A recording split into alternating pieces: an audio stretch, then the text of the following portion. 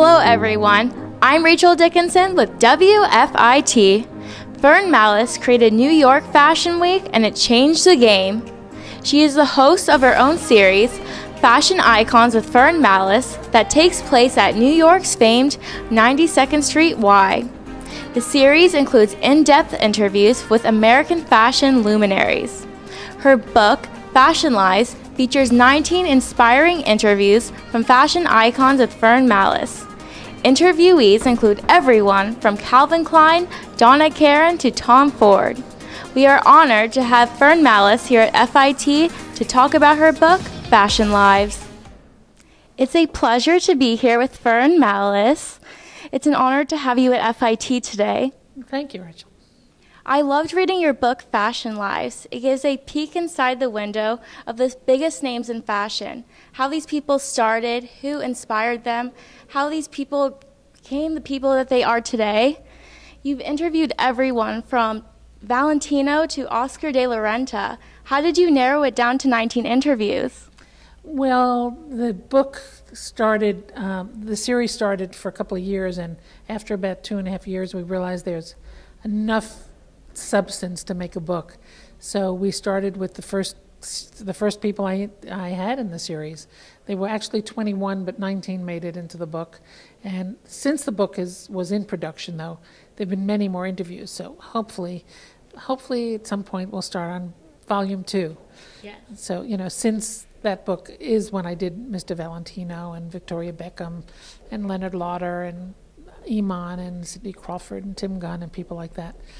So, you know, there's enough to start the second book.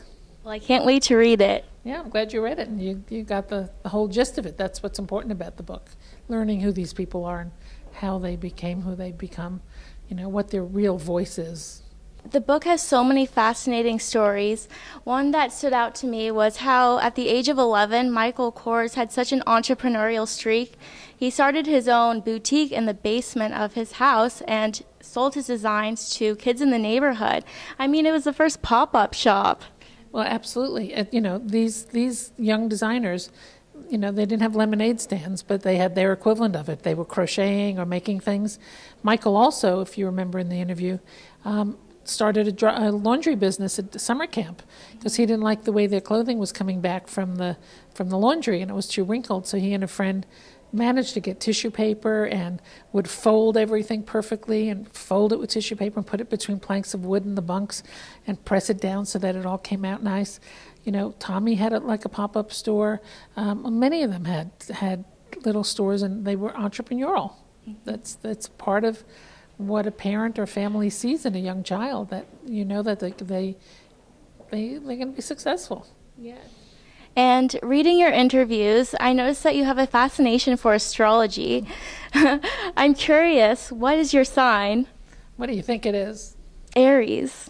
Correct. You are so hardworking and are such an innovator that makes sense. Yeah, thank you. And this is my birthday month, so it's at the end of this month. Yeah. Coming up. I'll be actually celebrating my birthday in India. Really? Wow, what part of India?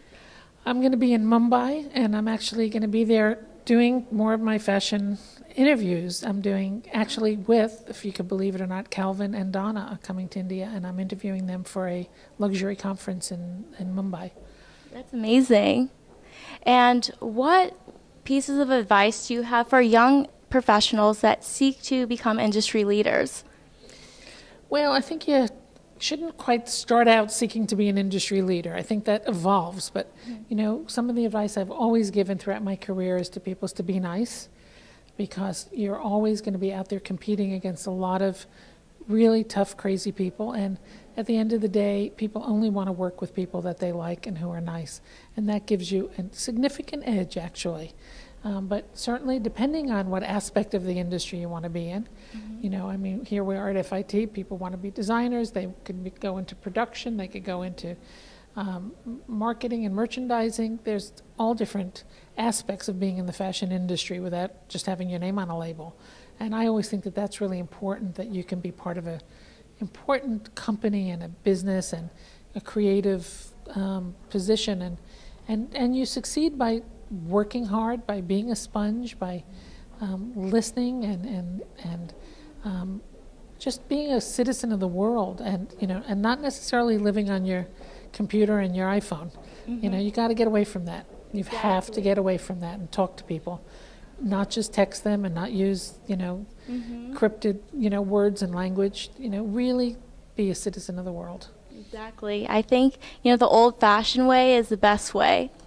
I like to think so. Thank you for your advice, and it's such a pleasure to have you at FIT. Make sure to get Fashion Lives now. This book is the perfect gift to give yourself, for friends that have big dreams and aspirations, or anyone that just wants to be inspired. I'm Rachel Dickinson with WFIT. Thanks for watching.